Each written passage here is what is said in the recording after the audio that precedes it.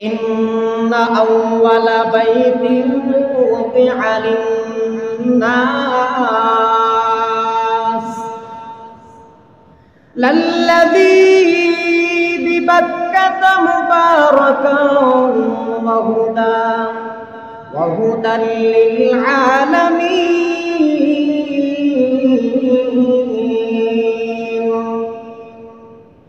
ও মুসলমান আল্লাহ পাক রব্বুল আলামিন বলেন পৃথিবীর মধ্যে যত ঘর আছে সমস্ত ঘরের মধ্যে সর্বপ্রথম যেই ঘর আল্লাহ বানাইছেন ওইটাই হচ্ছে কাবা শরীফ, ওইটাই হচ্ছে মক্কা শরীফের মধ্যে যে আমরা তওয়াফ করি কাবা। কেন বানাইছেন?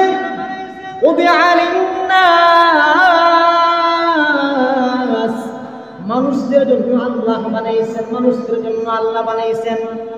আল্লাযী বিবাক্কাতা মুবারাকা ওয়া হুদাল লিল আলামিন। আল্লাযী বিবাক্কা অর্থাৎ বাক্কা, আগে মক্কা শরীফের নাম ছিল বাক্কা।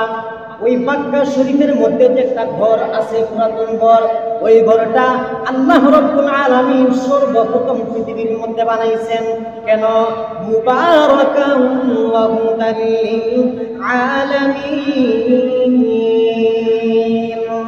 আল্লাহ পাক রব্বুল আলামিন বলেন যেন তোমরা বরকত হাসিল করতে পারো, ওই কাবা ঘর থেকে তোমরা যেন বরকত হাসিল করতে পারো।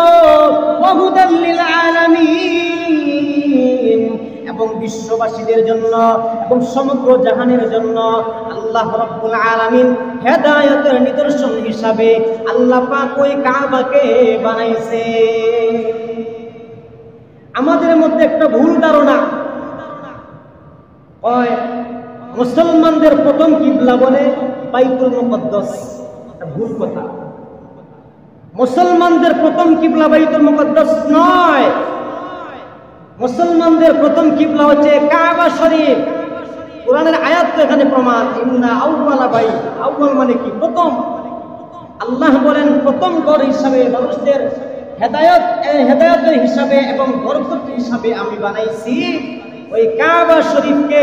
আল্লাহ পাক রব্বুল আলামিন ওই কাবাকে এমন স্থানে রাখছেন, পৃথিবীর ভৌগোলিক যে কি আছে, চিত্র আছে, এর মধ্যে আপনার পৃথিবীর যে কি আছে, মানচিত্র আছে, মানচিত্রে যে নাভি আছে, ওই নাভিটা হচ্ছে কাবা শরীফ।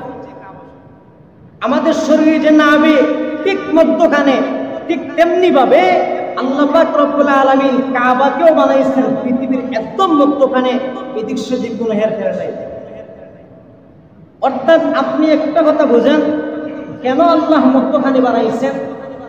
আমরা যদি কোনো পুকুরে ডিল দেই, ইটা দেই, একটা মাটির চাকা নিয়ে অথবা পাথরের টুকরা নিয়ে যদি কি মারি, ডিল মারি, যদি এক সাইডে থাকে চতুর্দিকে কিন্তু ঢেউ উঠে না, একদিকে ঢেউ ওঠার পরে শেষ হয়ে যায়।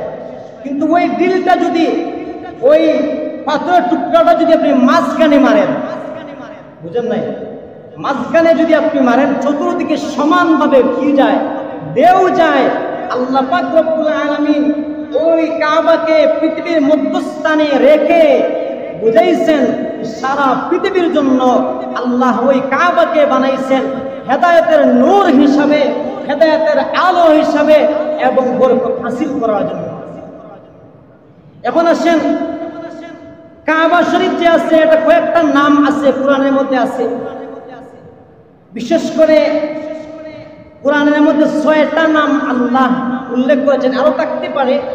উল্লেখযোগ্য 6টা নাম আল্লাহ রাব্বুল আলামিন কাবাকে সম্বোধন করেছেন। 1 নাম্বার, কাবা শরীফের নাম হচ্ছে কাবা। আমরা কিবলা বলি না, এই কিবলার নাম হচ্ছে কাবা। জাআলাল্লাহুল কাবাতাল বাইতাল হারাম কিয়ামান লিন-নাস। এখানের মধ্যে আল্লাহ কাবা বলেছেন, অর্থাৎ তোমাদের যে কিবলাটা আছে ওই কিবলার নাম হচ্ছে কাবা। ও মুসলমান, 2 নম্বরে আল্লাহ পাক রব্বুল আলামিন ওই কাবা শরীফের দ্বিতীয় একটা নাম রাখছেন বাইত। বাইতুল মানে ঘর, বাইতুল মানে ঘর, ওইটা হচ্ছে আল্লাহ রাব্বুল আলামিনের ঘর। ইন্না আউওয়ালা বাইতিন উযিআ লিন-নাস, আল্লাহ পাক রব্বুল আলামিন বলেন পৃথিবীর প্রথম ঘর হচ্ছে কাবা, আল্লাহ বানাইছেন অর্থাৎ ঘর। 3 নম্বরে আল্লাহ রাব্বুল আলামিন ওই কাবা ঘরের নাম রেখেছেন বাইতুল আতীক। আল্লাহ রাব্বুল আলামিন বলেন ওয়ালিয়াতাওয়াফু বিল বাইতিল আতীক। ও মুসলমান, 4 নম্বরে আল্লাহ পাক রব্বুল আলামিন ওই কাবা শরীফের নাম রাখছেন বাইতুল হারাম, বাইতুল হারাম। আল্লাহ রাব্বুল আলামিন বলেন জাআলাল্লাহুল কা'বাতাল বাইতাল হারাম। আল্লাহ অর্থাৎ ওই ঘরের নাম রাখছেন বাইতুল হারাম, সম্মানিত ঘর। আমরা মানে হারাম মনে হয়, হারাম মানে কি? নিষিদ্ধ। হারাম বলি না, মদ খাওয়া হারাম বলি না। হারামের কয়েক অর্থ আছে, এর মধ্যে একটা হচ্ছে অর্থ হচ্ছে হারাম অর্থ সম্মানিত, সম্মানিত ঘর হচ্ছে ওই কাবা। ও মুসলমান, 5 নম্বরে আল্লাহ পাক রব্বুল আলামিন ওই কাবা শরীফের আরেকটা নাম রাখছেন বাইতুল মামুর। ওয়াল বাইতুল মামুর সূরাতুল তুরের মধ্যে আছে। আল্লাহ পাক রব্বুল আলামিন 6 নম্বরে আরেকটা নাম রাখছেন ওই কাবা শরীফের একটা নাম হচ্ছে বাইতুল মুহাররম, বাইতুল মুহাররম। আল্লাহ রাব্বুল আলামিন বলেন রব্বানা ইন্নী আসকানতু মিন যুররিয়াতি বিওয়াদিন গায়রি যী যার'ইন ইনদা বাইতিকাল মুহাররম। অর্থাৎ 6টা নাম আল্লাহ রাব্বুল আলামিন বিভিন্ন কারণে বিভিন্ন দৃষ্টিতে রাখছেন। ও মুসলমান, আল্লাহ রাব্বুল আলামিন ওই যে কাবা ঘর, ছোট্ট একটা ঘর, ওই ঘরকে কেন্দ্র করে সারা পৃথিবীর সমস্ত মানুষ চলে। সারা পৃথিবীর সমস্ত মানুষে 5 ওয়াক্ত নামাজের সময় কান ধরে ওই ঘরের দিকে মুখ করে। মুসলমান, আমাদের ইতিহাস জানা দরকার। আল্লাহ রাব্বুল আলামিন সর্বপ্রথম ওই ঘরকে কার মাধ্যমে বানাইছেন? হযরত আদম আলাইহিস সালামকে সৃষ্টি করার আগে, আদম আলাইহিস সালামকে সৃষ্টি করার আগে প্রায় 2000 বছর আগে, 2000 বছর আগে আল্লাহ পাক রব্বুল আলামিন ফেরেশতাদের মাধ্যমে ওই কাবা ঘরকে নির্মাণ করেছেন। সুবহানাল্লাহ। কোন জায়গায় বানাইছেন? ওই যে আমাদের মক্কা শরীফ যে আছে, মক্কা শরীফের ঠিক মধ্যখানে কাবা যে ছোট্ট ঘর আছে, ওই ঘরটাকে আল্লাহ পাক রব্বুল আলামিন আদম আলাইহিস সালামের 2000 বছর আগে নির্মাণ করেছেন। আল্লাহ পাক রব্বুল আলামিন আদম আলাইহিস সালাম এবং হাওয়া আলাইহিস সালামকে বানাইছেন, সৃষ্টি করেছেন। সৃষ্টি করার পরে জান্নাতে দিয়েছেন এবং বলছেন ওই গাছের কাছেও যাইও না, জানেন তো। এরপরে গাছের কাছে গেছেন, ফলও খাইছেন। তারপরে ওই জান্নাত থেকে আল্লাহ দুনিয়াতে পাঠাইছেন। আসার পরে একজন গেছেন এক জায়গায়, আরেকজন গেছেন আরেক জায়গায়, দেখা সাক্ষাৎ নাই। প্রায় 350 বছর কান্নাকাটি, 350 বছর কান্নাকাটি, স্বামী স্ত্রী কোনো দেখা সাক্ষাৎ নাই। এক মানুষ, মাত্র একজন মানুষ, এক পুরুষ এক মহিলা, এক মেয়ে এক ছেলে। আদম আলাইহিস সালাম তো ছেলে অথবা পুরুষ যেটাই ধরেন, হাওয়া আলাইহিস সালাম তো মেয়ে অথবা মহিলা যেটাই ধরেন, মাত্র 2 জন মানুষ। আবার পৃথিবীর এক প্রান্ত থেকে অন্য প্রান্ত দেখা সাক্ষাৎ নাই, কান্নাকাটি 350 বছর কান্নাকাটি করেছেন। অতঃপর আল্লাহ দোয়া কবুল করেছেন। অনেক সময় বলছি, দোয়া কবুল করার পরে তারা ওই জেদ্দা যে আছে, জিদ্দা বলি না আমরা, জিদ্দা, এখানের মধ্যে একত্রিত হয়েছেন, আরাফার মধ্যে একত্রিত হয়েছেন। এরপরে আল্লাহ পাক রব্বুল আলামিন নির্দেশ দিয়েছেন, ও আদম, তোমাদের ওই ইবাদতের জন্য আমার নিদর্শন হিসাবে ওই কাবা শরীফকে রাখছে। ও মুসলমান, আল্লাহ পাক রব্বুল আলামিনের নির্দেশ অনুযায়ী হযরত আদম আলাইহিস সালাম ওই সময় থেকে তাওয়াফ করা শুরু করেছেন। ওই সময় থেকে কাবা কেন্দ্রিক ইবাদত শুরু হয়ে গেছে। অনেক মানুষে বলে যে আদম আলাইহিস সালাম নয়, ইব্রাহিম আলাইহিস সালাম থেকে কাবা ঘরের ইবাদত শুরু হয়ে গেছে, কাবা কেন্দ্রিক ইবাদত শুরু হয়ে গেছে। না না, আল্লাহ পাক রব্বুল আলামিন আদম আলাইহিস সালামকে সৃষ্টি করার পর থেকে ওইখানের মধ্যেই কাবা কেন্দ্রিক, কাবাকে কিবলা বানাইয়া ওইখান থেকে মুসলমানদের জন্য ইবাদত শুরু হয়ে গেছে। প্রথম গ্রুপ কে বানাইছেন? কাবাকে কে বানাইছেন? বলছি ফেরেশতারা। দ্বিতীয় স্তর 2000 বছর পরে গড় এটা কিরকম থাকে, জীর্ণ শীর্ণ প্রায় হয়ে গেছে। আল্লাহ পাক বললেন, ও আদম, এখন তোমার দায়িত্ব হইল, তুমি যেহেতু জান্নাত থেকে চলে আসছো, দুনিয়াতে তোমাকে পাঠাইছি, আমার নিদর্শন যে ঘর আছে কাবা, ওইটাকে তুমি আবার পুনরায় নির্মাণ করো। আদম আলাইহিস সালাম ওই ঘরকে আবার দ্বিতীয়বার বানাইছেন। ও মুসলমান, অতঃপর আদম আলাইহিস সালামের পরে দুইটা রিওয়ায়াত। এক নম্বর রিওয়ায়াত হইল আদম আলাইহিস সালামের পরে হযরতে শীষ নবী শীষ আলাইহিস সালাম ওই কাবা ঘরকে আবার পুনরায় আবার ঠিক করেছেন, মেরামত করেছেন, আবার সুন্দর করে বানাইছেন। এক বর্ণনা। আরেক বর্ণনায় আছে যে না, আদম আলাইহিস সালামের পরে ডাইরেক্ট হযরতে ইব্রাহিম আলাইহিস সালাম তার ছেলে ইসমাইলকে নিয়ে কাবা ঘর নির্মাণ করেছেন। যাই হোক, শীষ আলাইহিস সালাম বানানোর পরে হযরতে নূহ আলাইহিস সালাম পৃথিবীতে আসছেন।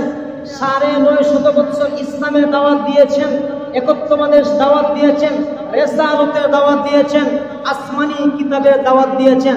আপনারা কথা বুঝুননি, কথা বোঝা যায়নি। যার দাওয়াত দিচ্ছেন, দাওয়াত দেওয়ার পরে 40 জন মহিলা আর 40 জন পুরুষ ইসলাম গ্রহণ করেছে, আল্লাহকে এক বলে বিশ্বাস করেছে। আল্লাহ বলছেন, ও নূহ নবী, আর কাজ হবে না, তুমি যতই দাওয়াত দাও আর কাজ হবে না।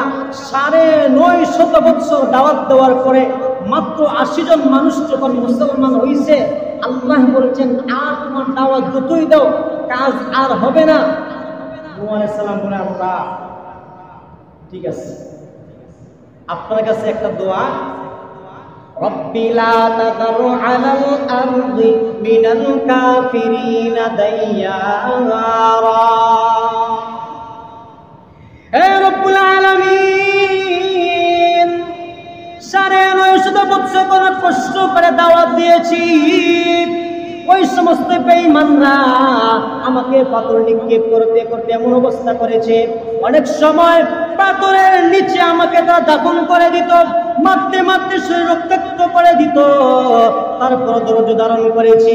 আমি 950 বছর দাওয়াত দিয়েছি, কোনো কষ্ট হয় নাই। আমার যতই কষ্ট হয়েছে আমি বরদাস্ত করেছি। হে আল্লাহ, 950 বছর দাওয়াত দেওয়ার পরে 950 বছরের ফলাফল আমি আর সিজন পাইলাম। এখন যদি আর কোনো মানুষ মুসলমান না হয়, আমি যখন এই পৃথিবীতে থাকবো না, আমি না থাকা অবস্থায় আমার ওই 80 জন মানুষকে, 80 জন মুসলমানকে ওই সমস্ত কাফেররা বেঈমানরা তারা আবার নাস্তিক বানাইয়া দিবে, আবার তারা কিন্তু আগের ধর্মের মধ্যে ফিরাইয়া নিবে। সুতরাং লা তাযারু আলাল আরদি মিনাল কাফিরিনা দাইয়ারা।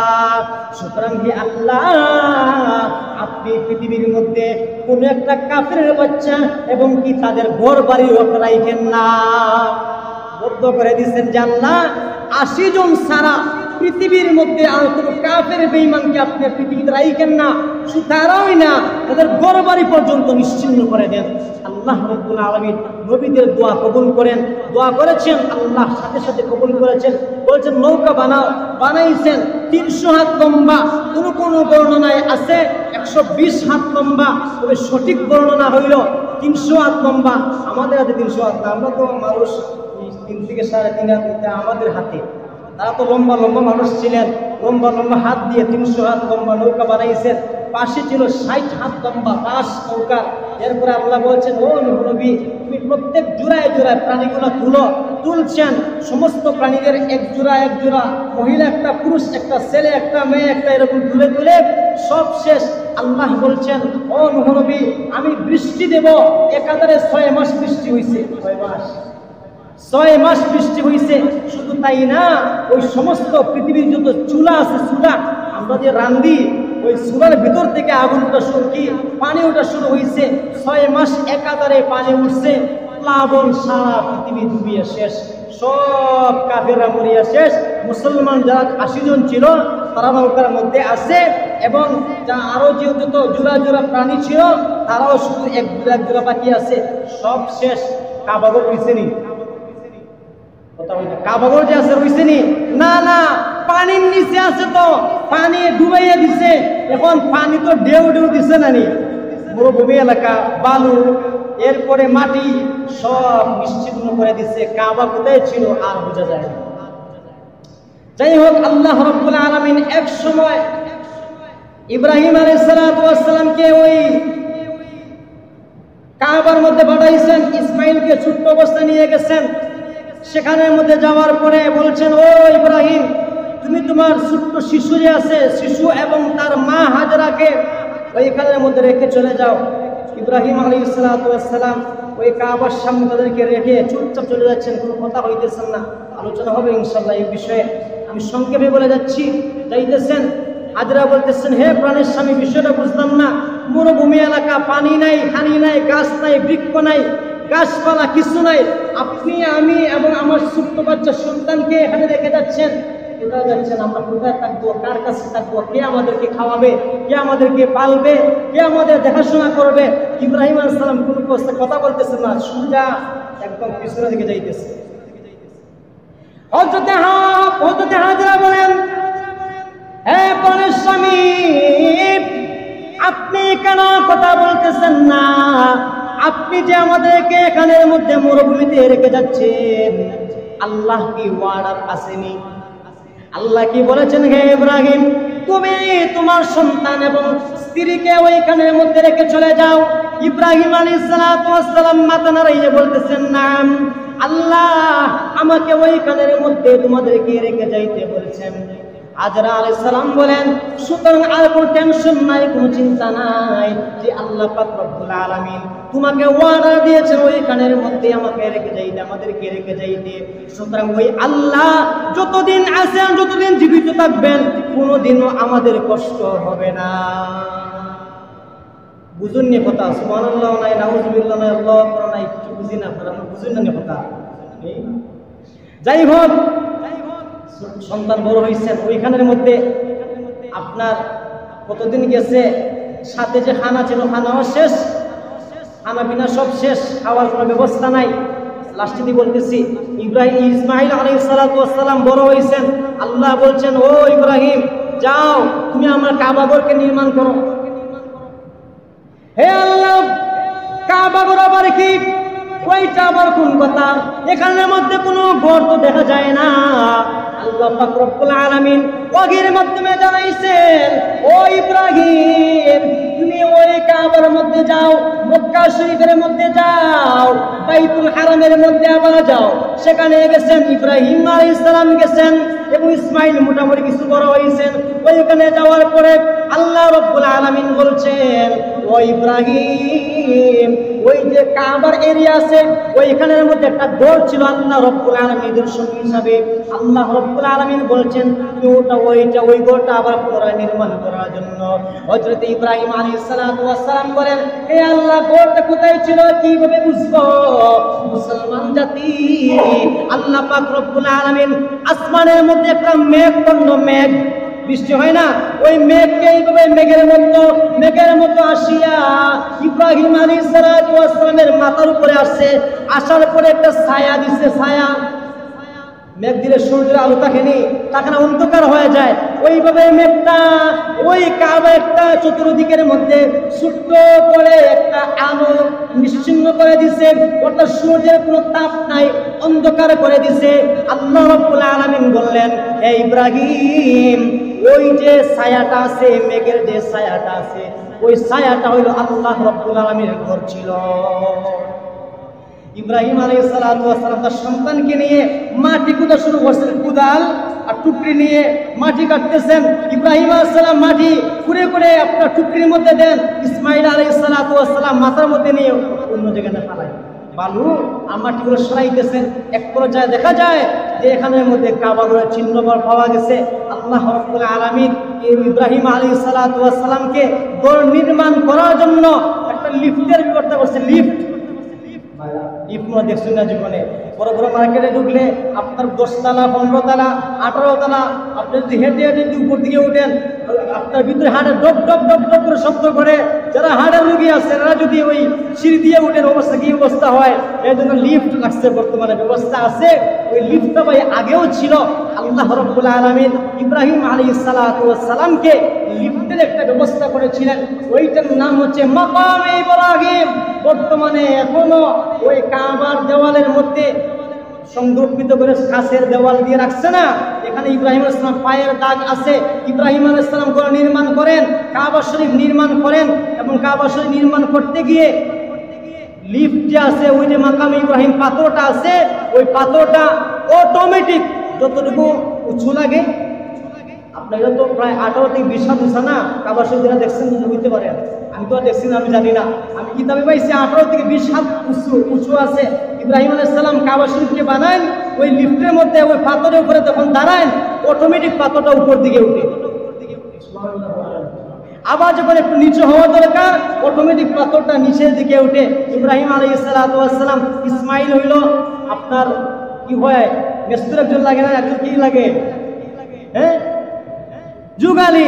কিন্তু আপনার হযরত ইসমাইল আলাইহিস সালাতু ওয়াস সালাম ছোট ছোট পাথরগুলো সংগ্রহ করে আনিয়া ইব্রাহিমের হাতে দেন। ইব্রাহিম আলাইহিস সালাতু ওয়াস সালাম পাথরগুলোকে ওইভাবে স্থানের মধ্যে রাখেন, অটোমেটিক পাথরটা জোড়া লেগে যায়। ও মুসলমান জাতি, ইব্রাহিম আলাইহিস সালাতু ওয়াস সালাম যখন ঘর নির্মাণ করলেন, আল্লাহ পাক রব্বুল আলামিন হযরত জিবরাইল আলাইহিস সালামের মাধ্যমে ওই জান্নাত থেকে একটা পাথর আনছেন, নাম হইল হজরে আসওয়াদ। হজরে আসওয়াদ দেখছেন নি? কালো পাথর যে আছে, হাদিসের মধ্যে পাওয়া যায়।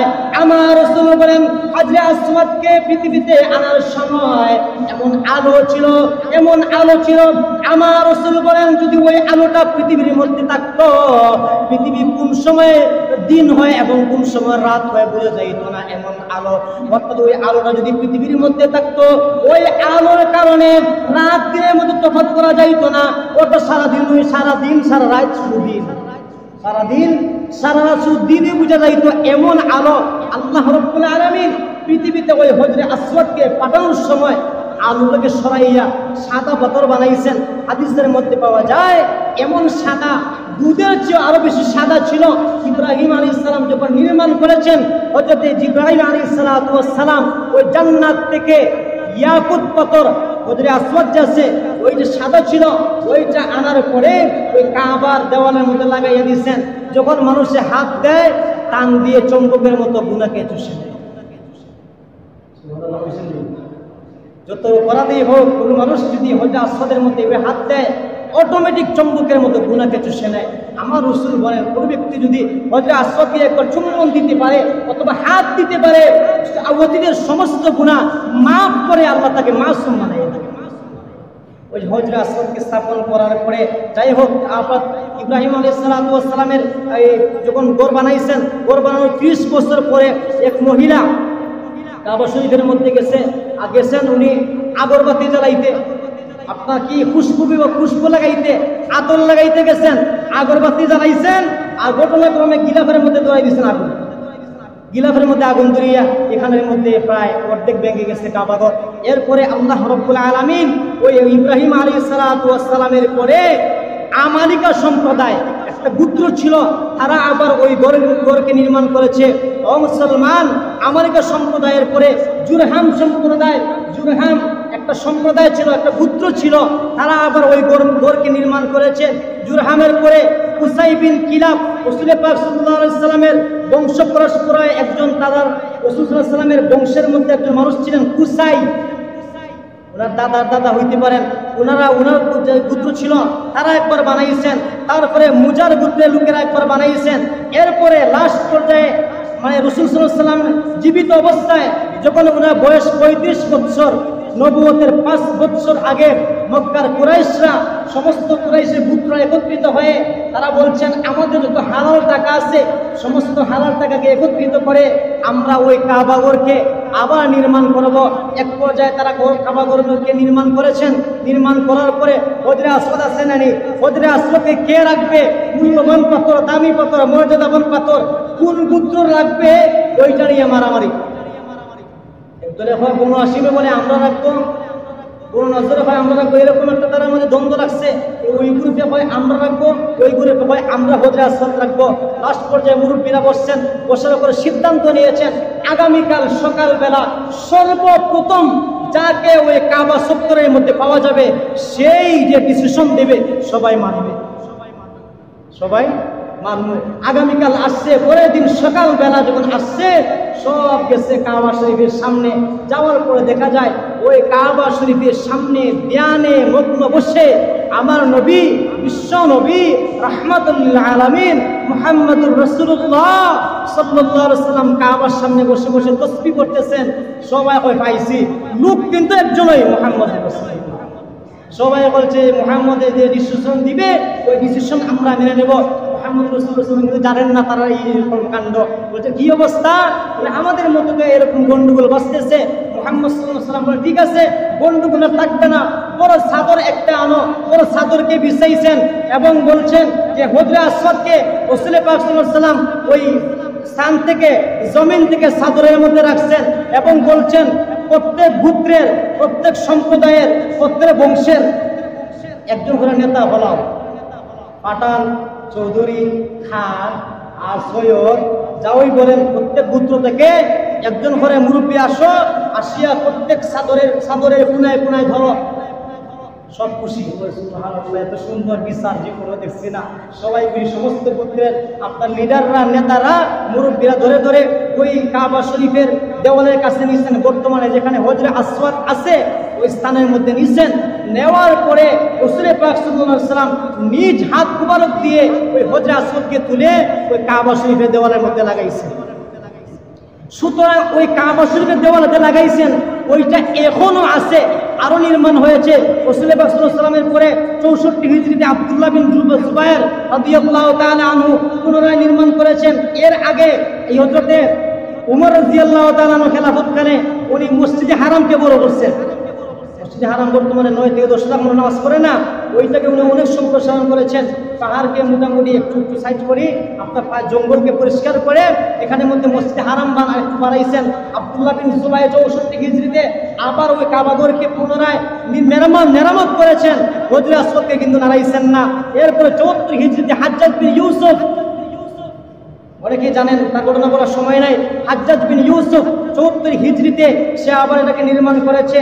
এরপরে 1040 হিজরিতে উসমানী খলিফা মুরাদ উনি আবার এটাকে পুনরায় কি করছেন, মেরামত করেছেন। বর্তমানে আমরা যে দেখি যে কাবা শরীফের দরজা একটা আছে না, 280 কেজি খাঁটি স্বর্ণ, 280 কেজি খাঁটি স্বর্ণ।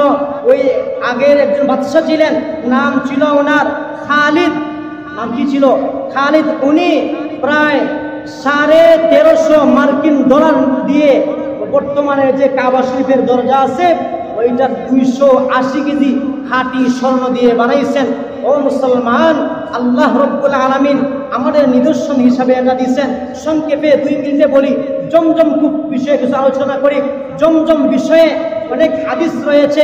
রাসূল পাক সাল্লাল্লাহু আলাইহি ওয়াসাল্লাম বলেন যে জমজমের পানি এমন পানি, পৃথিবীর সেরা পানি।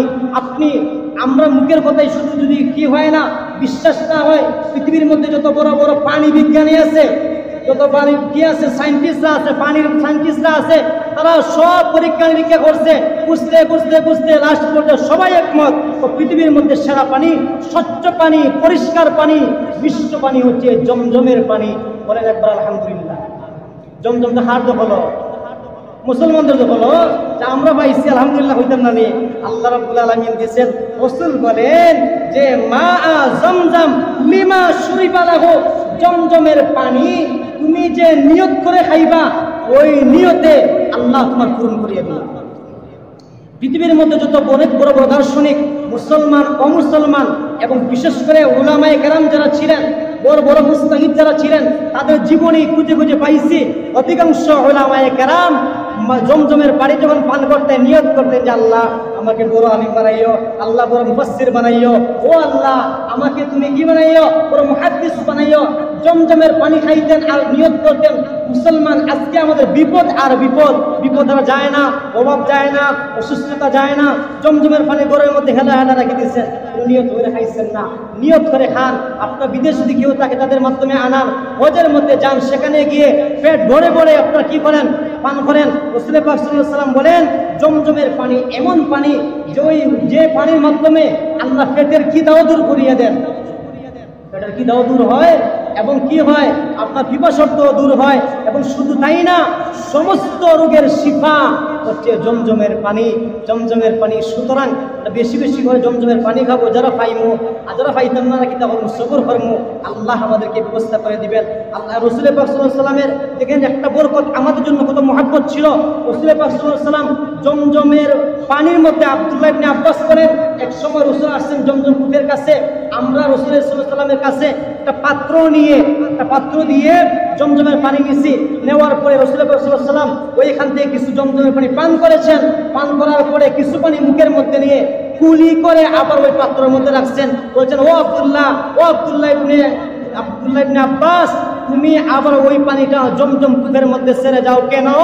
হে আমার আব্দুল্লাহ, কিয়ামত পর্যন্ত যে সমস্ত উম্মতরা আমাকে পাবে না তারা যেন আমার বরকত থেকে মাহরুম না হয়, এই জন্য রাসূলের কুলি করা পানি জমজমের মধ্যে এখনো জমজম কূপের মধ্যে আছে।